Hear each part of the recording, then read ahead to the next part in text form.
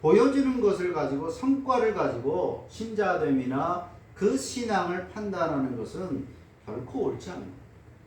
은사는 성과나 눈에 보여지는 것으로 평가하는 것이 아니라 그 사람의 삶으로 확인하는 것. 보여지는 것, 활동하는 빈도로 자기들 안에 역사하시는 성령의 역사를 측정하려고 하는 것은 종이컵 하나로 태평양 바닷물의 양을 측정하려는 것만큼 어리석고 무모한 것입니다. 내가 감히 성령을 어떻게 판단할 수 있느냐라고 하는 거예요. 사람이 성령을 확인하고 진단하고 할 수는 없는 것입니다. 오라고 혹은 가라고 이렇게 해달라고 저렇게 하는 것이 마땅하다라고 말할 수 없는 것입니다.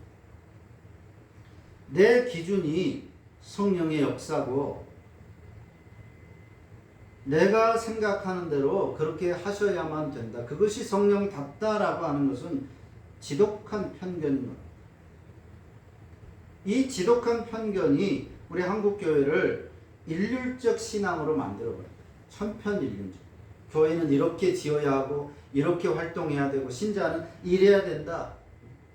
이래야 신앙이 좋은 거고 저래야 신앙이 나쁜 거고 너무나도 획일적인 그런 이상한 군대 같은 그런 교회로 만들어버렸기 때문에 쉽게 이단이 되는 것입니다.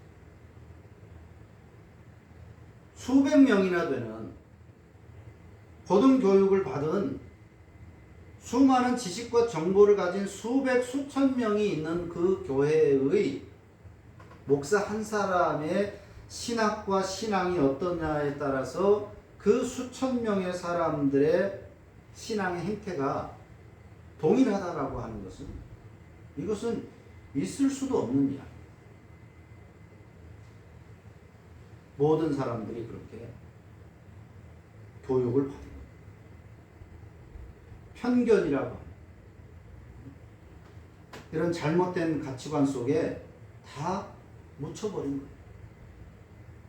다양한 소리가 있어야 되고 다양한 토론이 있어야 되고 그래야 다양하고 온전한 올바른 발전이 있을 텐데 한국교회가 한 사람의 지도자로 인해서 수백 수천 명이 이리저리 정치적으로 하나가 되어버리고 또 무슨 사상 논리로 하나가 되어버리는 이런 기형적인 모습은 바로 이 성령에 대한 성령의 은사와 능력에 대한 잘못된 오해라고 하는 것입니다. 성령의 임재와 능력은 보여지는 은사로 다 확인될 수 있는 것이 아닙니다. 보여지고 인식되는 은사가 보이지 않는 알지 못하는 은사보다 더 귀하거나 더 큰 신앙임을 증명하지 않습니다. 성령의 은사는 개인의 부귀 영달을 위한 세상적 능력이 아니에요. 끊임없이 반 하나님, 반 성경적으로 향하는 세상과 사탄을 거슬러서 하나님의 말씀을 따라 살고 또 하나님의 교회를 세워가도록 성령의 은사와 능력이 주어지는 것입니다. 성령의 주 사역은 신자와 교회를 통하여 세상에 그리스도의 말씀이 충만하게 나타나도록 하시는 것입니다. 그게 성령의 이 땅에 오신 목적입니다. 하나님을 믿는 사람에게 부자 되게 하고 출세하게 하고 세상에서 힘과 권력을 갖도록 힘을 주는 그 역할을 위해서 성령이 오신 것이 아닙니다.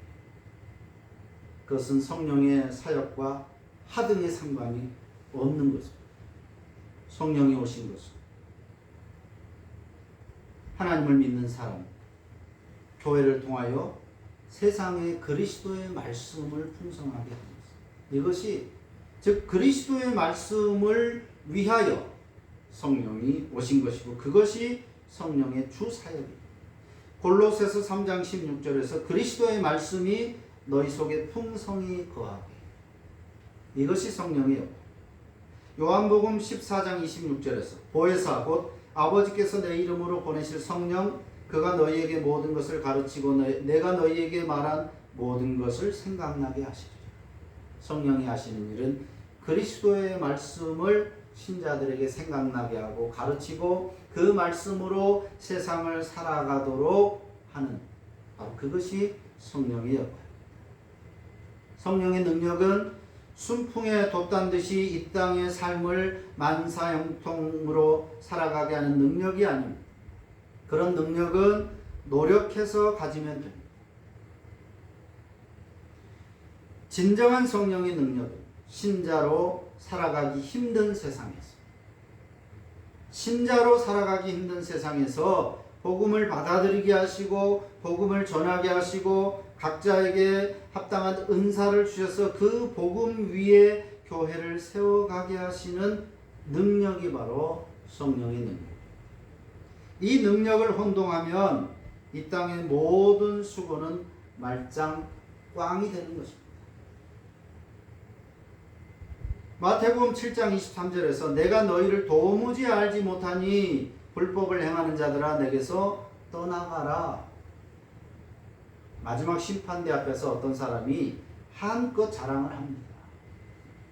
내가 이 땅에서 아무것도 없는 맨 땅에서 대형 교회를 이루어냈습니다. 유명한 어느 대학원의 학장이 됐고 대형 교단의 총회장도 했습니다. 많은 사람들이 나 때문에 회심했고 많은 사람들이 나 때문에 병을 낫기도 했고 부자가 되기도 했고 내가 어마어마한 일을 했습니다 라고 했는데 예수님이 말씀하십니다. 내가 너를 도무지 알지 못합니다. 불법을 행하는 자들아 내게서 떠나가라. 그리고 7장 26절에서도 나의 말을 듣고 행하지 아니하는 자는 그 집을 모래 위에 지은 어리석은 사람 같다. 아무리 크고 화려하게 집을 지어도 모래 위에 지은 집은 파도가 밀려오면 순식간에 무너져 버립니다. 아무것도 아니라는. 성령의 능력, 성령의 일하심은 눈에 보여지는 것으로 판단할 수 없습니다. 그래서 세상적 기준, 즉 능력과 힘으로 성령의 역사를 논할 수 없는 것. 하나님의 일하심, 하나님의 은혜를 사람의 기준을 가지고 크다 작다 중하다 덜 중하다 성공이다 실패다 말해서는 안 되는 거예요. 앞에서 말한 마태복음 7장에서처럼 선지자 노릇하고 귀신 쫓아내고 병자 낫게 하고 이런 모든 것보다 목마른 자에게 물 한 잔 준 것이 예수님께 한 것과 같은 더없이 귀한 사역일 수 있다는 것을 우리는 알아야 돼요. 그래서 자신의 분량과 은사에 따라서 충실하게 살면 되는 거죠. 저런 교회를 다녀야 되는데 신자라면 저렇게 좀 할 수 있어야 되는데 뭔가 대단한 일을 할 수 있어야 되는데 그것이 아니라 내가 할 수 있는 일 그것을 하나님이 주신 은사로 알고 열심히 충실하게 살면 그것이 엄청난 일을 한 것과 비교할 수 없이 소중한 것일 수 있다라고 하는 것입니다. 그래서 우리는 성령의 능력을 세상적 능력과 혼동하지 말아요. 다시 말하지만 성령이 오심으로써 주시는 능력은 세상이 말하는 힘과 능력과 반대적인 것입니다. 그래서 성령의 은사를 또 사유화하지 말아야 돼요. 자기가 잘나서 그 은사를 받은 것처럼 심지어 그 은사를 가지고 돈벌이를 하지 말아야 되는 거죠.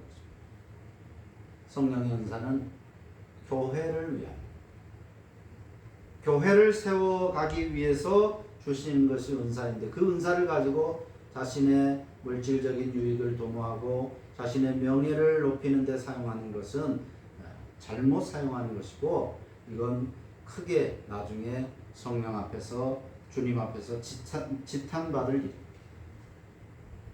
그러므로 우리는 성령의 은사에 대한 오해를 바로잡고 이 성령의 은사를 바로 이해하고 성령의 은사를 따라서 우리가 교회를 잘 섬기고 올바른 신앙의 삶을 살아갈 필요가 있는 것입니다. 기도합니다.